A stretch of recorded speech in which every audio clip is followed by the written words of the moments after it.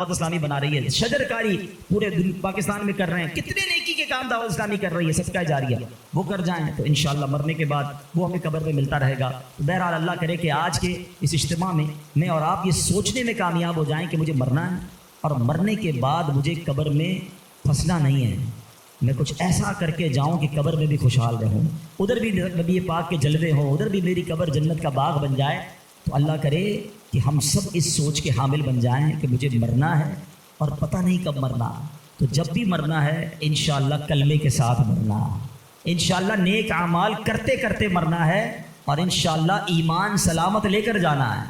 تو اس کے لیے زندگی اچھی گزارنی ہوگی۔ اگر میرا کوئی بھائی بے نمازی یہاں بیٹھا ہے، اگر میرا بھائی کوئی بری عادتوں میں گرفتار بیٹھا ہے، تو میری گزارش ہے کہ آج پکی سچی نیت کرنے، دیکھیں یہ دنیا کے معاملات تو چلتے ہی رہیں گے، نماز قضا نہیں ہونی چاہیے، پکی سچی نیت کریں کہ آج کے بعد ہماری کوئی نماز قضا نہیں ہوگی، آج کے بعد حرام روزی کے قریب بھی نہیں جائیں گے، شراب اور نشے سے ہمیشہ دور رہیں گے اور اپنی موت کی تیاری کرنے کی کوشش کریں گے۔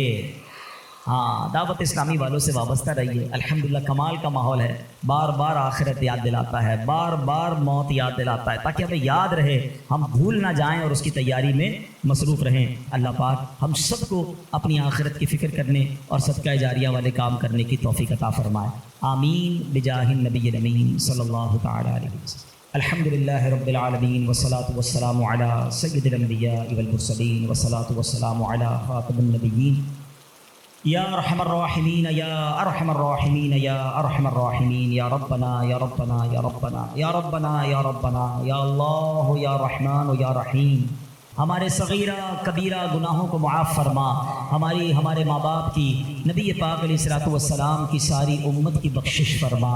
اے کریم ہمیں نیک بنا دے، پرہیزگار بنا دے، سچا عاشق رسول بنا دے۔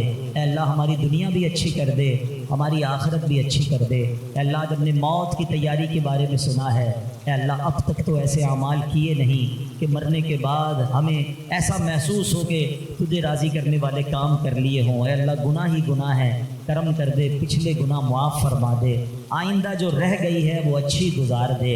اے اللہ نیکیوں والی، سنتوں والی، اے اللہ تیری فرما برداری والی زندگی ہم سب کو عطا فرما۔ حرام بولنے سے بچا لے، حرام دیکھنے سے بچا لے، حرام سننے سے بچا لے، حرام کھانے سے بچا لے، اپنے پسندیدہ بندوں میں ہمیں شامل فرما لے۔ اے اللہ مرنا تو ہم نے ہے ہی، یہ ہمارا ایمان بھی ہے، ہم مانتے بھی ہیں، مگر مولا تیرے دربار میں دعا ہے کہ مرتے وقت اے اللہ ہمیں مدینے پہنچا دینا۔ اے اللہ جب تک زندہ رہیں اے اللہ تیرے در کے سوا کسی کا محتاج نہ کیجیو، زندگی کی آخری نماز جو پڑھیں وہ مسجد نبوی میں کھڑے ہو کر ادا کریں، اور اے رب کریم پھر آقا کے جلووں میں، آقا کے قدموں میں نبی پاک کے دیدار کرتے ہوئے ایمان اور عافیت والی ہمیں مدینے والی موت نصیب فرما۔ نجم کی اے خدا آرزو ہے یہی، عاشق زار کی آبرو ہے یہی، موت کے وقت سر ان کے قدموں میں ہو، دید ہوتی رہے دم نکلتا رہے، دید ہوتی رہے دم نکلتا رہے۔ ہے تمنا یا رب ان کے جلووں میں یوں موت آئے، جھوم کر جب گرے میرا لاشا، تھام لے بڑھ کے شاہ مدینہ۔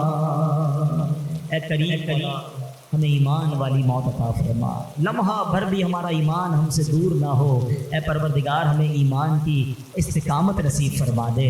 اے اللہ جتنے بیمار ہیں انہیں شفا عطا فرما، قرض داروں کے قرضے اتر جائیں، بے اولادوں کو نیک اور صالح اولاد عطا فرما۔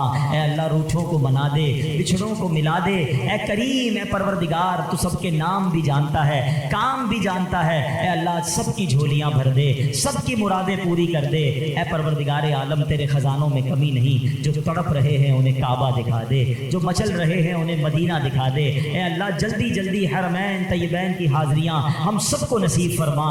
اے اللہ باعافیت، با ذوق اور مقدس اور مقبول حاضریاں ہم سب کو نصیب فرما۔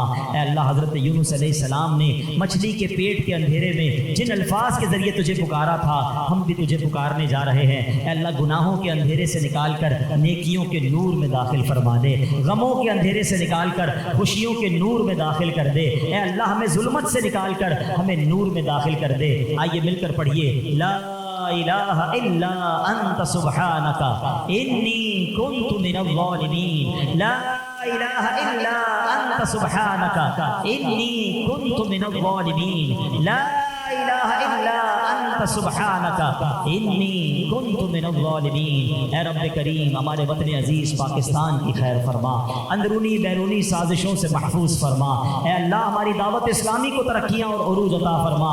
قبلہ امیر اہل سنت، تمام علماء اور مشائخ اہل سنت کا سایہ ہمارے سروں پر تا دیر قائم و دائم فرما۔ اے پروردگار ہماری محبتوں کو سلامت رکھ، ہماری نسبتوں کو سلامت رکھ۔ اے پروردگار مالک کریم ہم تیرے بندے ہیں، عاجزی کے ساتھ تیرے دربار میں مانگ رہے ہیں، ہمیں تو مانگنا بھی نہیں آتا۔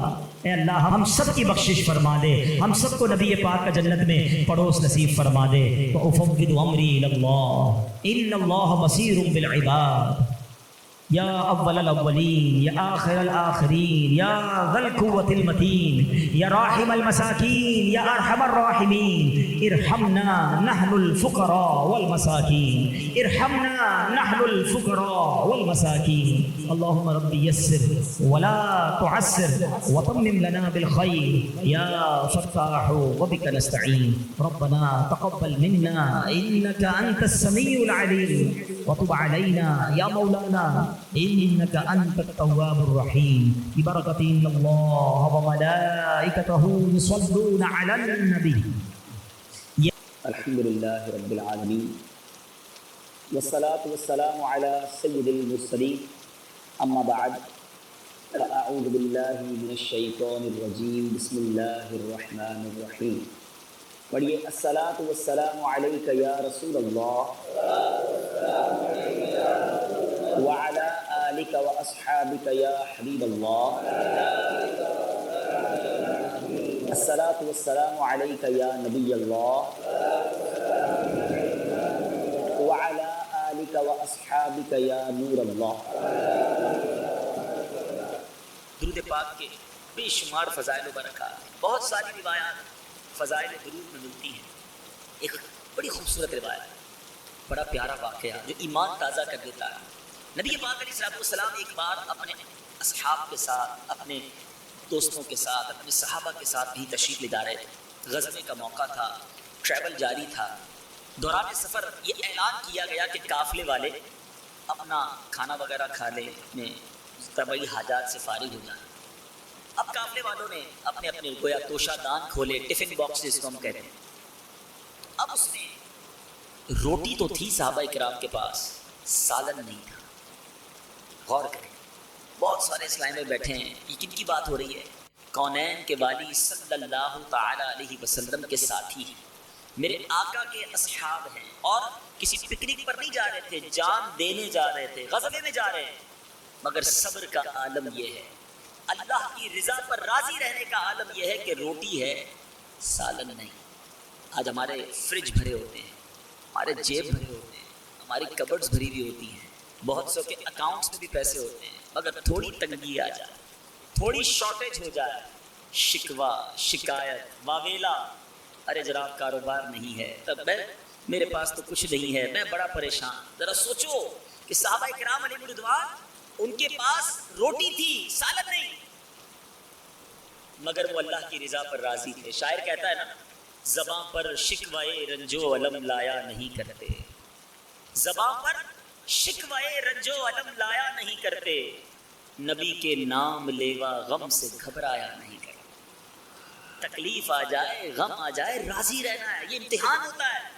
دیکھو وہ اللہ کے نیک بندے جب راضی تھے تو مدد کیسی ہوئی۔ ایک شہد کی مکھی سرکار دو عالم صلی اللہ علیہ وسلم کے مبارک کانوں کے پاس بنبنانے لگی۔ شہد کی مکھی کی ایک عجیب سی آواز ہوتی ہے، کبھی کانوں کے پاس سے گزرے تو فیل ہوتا ہے۔ اچھا صحابہ کرام کا عقیدہ بڑا نرالا تھا. صحابہ کرام علیہ رضوان پیارے آقا علیہ الصلوۃ والسلام سے دریافت کرتے ہیں یا رسول اللہ صلی اللہ تعالیٰ علیہ وسلم یہ شہد کی مکھی کیا کہہ رہی ہے؟ اللہ غنی، یعنی صحابہ کرام یہ بلیو کرتے تھے، یہ جانتے تھے کہ میرے آقا سب کی بولیاں جانتے ہیں، انڈرسٹینڈ کرتے ہیں، سمجھتے ہیں. نبی پاک علیہ الصلوۃ والسلام فرماتے ہیں کہ شہد کی مکھی مجھ سے عرض کر رہی ہے، خلاصہ حدیث عرض کر رہا ہوں، خلاصہ واقعہ عرض کر رہا ہوں. یہ واقعہ مشہور و معروف درود پاک کی کتاب آب کوثر میں بھی موجود ہے، اور بھی عربی کتابوں میں بزرگوں نے یہ واقعہ لکھا. میرے آقا علیہ الصلوۃ والسلام نے فرمایا کہ یہ شہد کی مکھی مجھے عرض کر رہی ہے کہ یا رسول اللہ صلی اللہ تعالیٰ علیہ وسلم، ماجرا یہ ہے کہ ہم شہد کی مکھیوں میں ایک بے چینی پائی جا رہی ہے کہ آپ کے صحابہ آپ کے ساتھ ہیں، ان کے پاس سالن نہیں روٹی ہے. آقا ہم شہد کی مکھیوں نے قریب ہی ایک شہد کا چھتا بنایا ہوا ہے، ہم مکھیاں اسے اٹھا کر نہیں لا سکتی. آقا کسی صحابی کو ساتھ بھیج دیں تاکہ وہ شہد کا چھتا لے آئے، آپ کے صحابہ روٹی کے ساتھ شہد کھانے لگ جائیں گے. نبی پاک علیہ الصلوۃ والسلام نے مولا علی کرم اللہ تعالی وجہ الکریم سے فرمایا اے علی اس کے ساتھ جاؤ. اب شہد کی مکھی آگے آگے مولا علی کرم اللہ تعالی وجہ الکریم ساتھ جا رہے ہیں. وہ غار میں داخل ہو گئی. جب وہ غار میں داخل ہوئی تو وہاں باقاعدہ ایک چھتا بنا ہوا تھا. مولا علی اس چھتے کو نکال کے لے آئے کرم اللہ تعالی وجہ الکریم. اب تھوڑی دیر پہلے جو صحابہ صرف روٹی کھا رہے تھے، اب میٹھا لذیذ صاف شہد اب روٹی کے ساتھ تناول کر رہے ہیں. تھوڑی دیر بعد پھر وہی مکھی یا کوئی اور مکھی پیارے آقا علیہ الصلوۃ والسلام کے مبارک کانوں کے پاس بھنبھنانے لگے. صحابہ نے کہا یا رسول اللہ صلی اللہ علیہ وسلم اب کیا کہہ رہی ہے؟ میرے آقا فرماتے ہیں میں نے اس سے ایک سوال کیا ہے، یہ اس سوال کا جواب دے رہی ہے. تھوڑی دیر پہلے تو میرے آقا سن رہے تھے، سمجھ رہے تھے، اب میرے آقا بول بھی رہے ہیں جس کو مکھیاں بھی سمجھ رہی ہیں. وہی جانتے ہیں بولیاں سب کی، وہ سمجھتے ہیں بولیاں سب کی. اب سنو، میرے آقا فرماتے ہیں میں نے سوال کیا کہ یہ تو بتاؤ شہد بناتی کیسے ہو؟ شہد کی مکھی نے کہا حضور ہم جنگلوں بیابانوں میں جاتے ہیں، پھولوں کا رس چوستی ہیں اور اس کے بعد شہد بن جاتا ہے. نبی پاک علیہ الصلوۃ والسلام نے بڑا پیارا سوال کیا اور یہ آپ کو بھی ایکسپیرینس ہوا ہوگا. سرکار دو عالم صلی اللہ علیہ وسلم نے فرمایا شہد کا رس تو پھیکا بھی ہوتا ہے، کڑوا بھی ہوتا ہے. آپ کو بھی ایکسپیرینس ہوا ہوگا، کبھی گلاب کی پتی کھائیں تو یہ کھا سکتا ہے انسان، موتیا چنبیلی یہ نہیں کھا سکتا، بڑا کڑوا ہوتا ہے.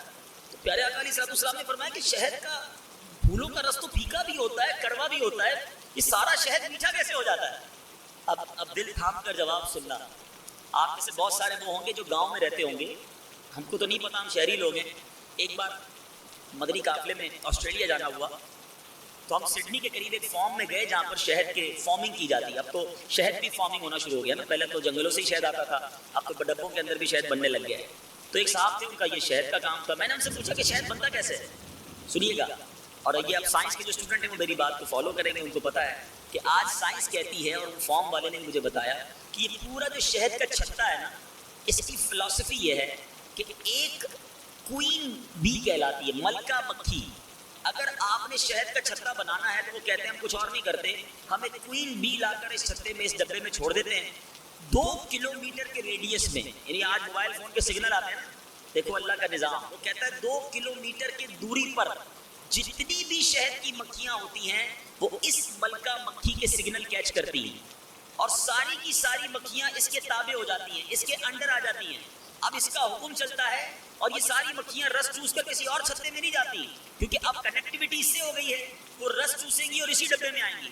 اچھا میں نے کہا اگر آپ کو چھتا ختم کرنا ہو، یہ باکس خالی کرنا ہو، کہتا کچھ نہیں کرنا ہوتا، ہم صرف وہ ملکہ مکھی نکال لیتے ہیں اس میں سے، آٹومیٹکلی ساری مکھیاں جو ہے فارغ ہو جاتی ہیں، ہمارا یہ ڈبہ خالی ہو جاتا ہے. یہ آج سائنس اس نتیجے پر پہنچی ہے. جو اسٹوڈنٹس ہیں سائنس کے جانتے ہیں کہ کوئین بی کی فلسفی کیا ہے. میں اب آپ کو نبی پاک کا فرمان سنانے جا رہا ہوں. 1450 سال پہلے مکھی نبی پاک سے عرض کرتی آقا بات یہ ہے، جب پھولوں کا رس چوسنے جاتی ہیں ہمارا ایک امیر ہوتا ہے، ہمارا ایک لیڈر ہوتا ہے. سنو آج سائنس کہتی ہے ملکہ مکھی ہوتی ہے، مکھیوں نے 1450 سال پہلے میرے آقا سے کم و بیش عرض کیا تھا ہم جب پھول کا رس چوسنے جاتے ہیں ہمارا ایک لیڈر ہوتا ہے. آقا جب ساری مکھیاں پھولوں کا رس چوس لیتی ہیں نا، ہم جب چھتے کی طرف واپس آتی ہیں وہ امیر، وہ لیڈر آپ پر درود پڑھنا شروع کر دیتا ہے. یا رسول اللہ صلی اللہ علیہ وسلم اس کو فالو کرتے ہوئے اس اپنے لیڈر، اپنے امیر کے پیچھے پیچھے ہم ساری مکھیاں آپ علیہ الصلوۃ والسلام پر درود بھیجتی ہیں. اے آقا یہ کوئی اور وجہ نہیں ہے کہ پھولوں کا کڑوا پھیکا رس شہد جیسا میٹھا بنتا ہے. آقا یہ آپ پر درود پڑھنے کی برکت ہے کہ شہد میٹھا ہو جاتا ہے. آج سائنس کہتی ہے شہد جو ہے اس میں ساری بیماریوں سے شفا ہے. ارے کیوں نہ شفا ہو جو درود سے بنتا ہے, جس کی مٹھاس ہی درود سے ہے, اس میں شفا کیوں نہ ہوگی. اللہ غنی, یہ ہے درود پاک. اب علماء کرام اس مبارک واقعے کو بیان کر کے اس کی شرح میں بڑی